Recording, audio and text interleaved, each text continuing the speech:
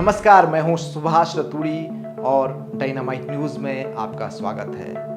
पूरा देश आज दीपावली के जश्न में डूबा हुआ है। हर घर और हर शहर रोशनी से जगमगा रहा है। प्रकाश पर दिवाली के इस मौके पर डायनामाइट न्यूज़ भी अपने पाठकों और दर्शकों को इस दीपावली की हार्दिक शुभकामनाएं और बधाई देता है। दिवाली की खुशियों के बीच महाराष्ट्र के प्रमुख नेताओं के माथे पर चिंता की लकीरें देखी जा रही है। महाराष्ट्र के राजनीतिक दल और प्रमुख नेता इस त्योहारी सीजन में भी वहां का सियासी समीकरण सुलझाने में लगे हुए हैं। समाजवादी पार्टी के एक बड़े दांव ने कई नेताओं और घटक दलों की परेशानियों को बढ़ा दिया है। सपा प्रत्याशियों की सूची में एम फैक्टर सामने आने के बाद सहयोगी दलों की बेचैनी बढ़ गई है और महाराष्ट्र की महाविकास अघाड़ी यानी एमवीए गठबंधन को सपा के इस दांव से सबसे ज्यादा परेशानी में डाल दिया है। गठबंधन में सम्मानजनक तरीके से सीट न मिलने और एक तरह से उपेक्षा का शिकार होने के बाद समाजवादी पार्टी ने अपने तरकश का जो तीर चलाया वो अपने सटीक निशाने पर बैठा।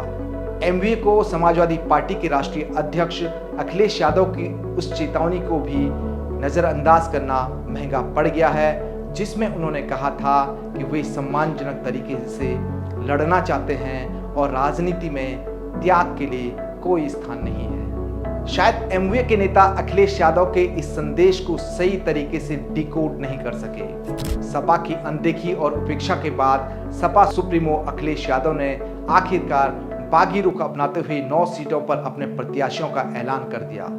सपा ने इससे बड़ा भी ये खेल खेला कि जो 9 प्रत्याशियों की सूची सामने आई उसमें एम फैक्टर सबसे ज्यादा प्रभावशाली नजर आया। सपा का ये एम फैक्टर सभी 9 सीटों पर सामने वाले का खेल बिगाड़ने का पूरा दमखम रखता है। सपा ने जिन 9 विधानसभा सीटों पर अपने प्रत्याशियों का ऐलान किया उनमें लगभग सभी सीटें मुस्लिम वोटर्स के प्रभाव वाली हैं, यानी इन सीटों पर मुस्लिम मतदाता चुनावी खेल को बनाने और बिगाड़ने का मादा रखते हैं। समाजवादी पार्टी ने महाराष्ट्र की जिन 9 विधानसभा सीटों पर अपने प्रत्याशियों का ऐलान किया है उनमें भाईखला, भिवंडी पूर्व, भिवंडी पश्चिम, धुले शहर, मालेगांव मध्य, तुलजापुर, परांडा, औरंगाबाद पूर्व और मानखुर्द शिवाजी नगर सीट शामिल है। यहाँ मुस्लिम वोटरों की संख्या सियासी और रणनीतिक तौर पर बेहद प्रभावशाली मानी जाती है। सपा की इस सियासी रणनीति को इस तथ्य से भी समझा जा सकता है कि उसके 9 में से 7 उम्मीदवार मुस्लिम हैं और ये सभी उम्मीदवार मुस्लिम बाहुल्य सीटों से आते हैं। महाराष्ट्र में लगभग 12% यानी 1.5 करोड़ से अधिक की आबादी मुस्लिम समुदाय की है। मुस्लिम समुदाय की ये आबादी महाराष्ट्र की कुल 288 में से 40 से 45 सीटों के नतीजे सीधे तौर पर प्रभावित करती है। मुंबई की कुछ सीटों पर भी मुस्लिम मतदाताओं की स्थिति बेहद प्रभावशाली है। खास बात ये कि मुस्लिम आबादी वाले इन क्षेत्रों में करीब 70% उत्तर भारतीय मूल के मुस्लिम हैं। इनका सीधा संबंध उत्तर प्रदेश और बिहार से है। ये प्रवासी मुस्लिम समाजवादी पार्टी के लिए सबसे बड़ा प्लस पॉइंट है। महाराष्ट्र में सपा के प्रदेश अध्यक्ष और 3 बार से लगातार विधायक चुनते आ रहे अबू आसिम आजमी भी खुद उत्तर प्रदेश के पूर्वांचल से आते हैं। वे मूल रूप से आजमगढ़ के रहने वाले हैं, जहां सपा प्रमुख अखिलेश यादव ने 2019 में लोकसभा का चुनाव लड़ा था और वे संसद पहुंचे थे। इस समय सपा के धर्मेंद्र यादव आजमगढ़ से सांसद हैं। महाराष्ट्र में सपा के मौजूदा 2 विधायक अबू आसिम आजमी और रईस शेख जिस मानखुर्द शिवाजी नगर और भिवंडी पूर्व से एमएलए हैं, वहां भी मुस्लिम वोटरों की अच्छी खासी संख्या है। यहाँ मुंबई की भाईखला सीट का जिक्र करना बेहद जरूरी हो जाता है।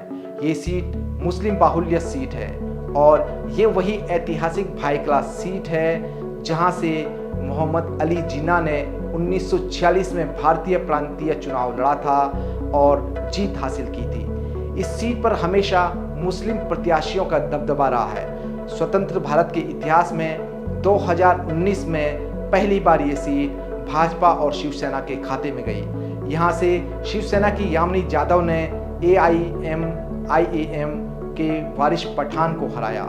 यहाँ मुस्लिम मतदाताओं की संख्या 41% से अधिक है। लेकिन पिछले चुनाव में मुस्लिम प्रत्याशियों के अधिक होने के कारण, यानी 2 से अधिक मुस्लिम प्रत्याशियों के होने के कारण ये सीट शिवसेना के खाते में गई।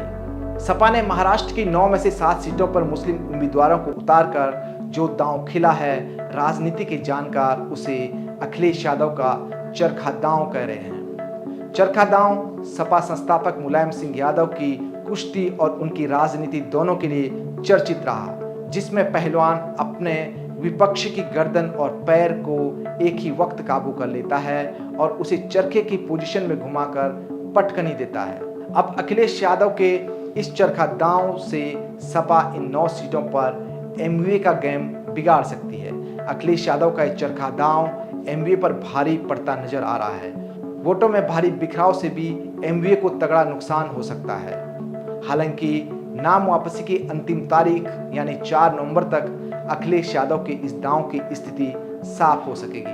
बहरहाल सपा प्रमुख अखिलेश यादव के इस चुनावी दांव ने एमवीए नेताओं की नींद में खलल तो डाल ही दिया है। महाराष्ट्र की सियासी हलचल पर आज इतना ही। कल एक नए मुद्दे के साथ हम फिर हाजिर होंगे। तब तक मुझे दीजिए इजाजत और आप देखते रहिए डायनामाइट न्यूज़।